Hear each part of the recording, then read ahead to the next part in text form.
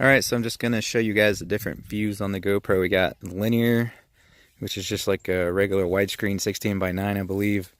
Then it has wide or widescreen or whatever the hell it says. It's a little bit wider. You get just a tad bit of the fisheye effect at the corners. And then the Superview is the traditional fisheye thing that you're used to with the GoPro. So I'm going to record in each one of these just on 1080. Just to see the difference.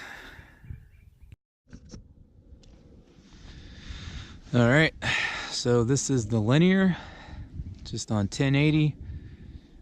Those trees are probably about, well, I don't do feet, I do yards because I shoot, but about 10 yards away, so maybe 30 feet.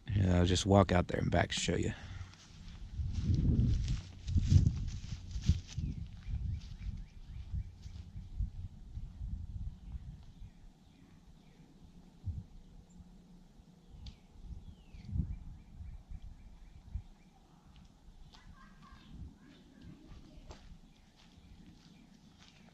Alright, let's try the wide view.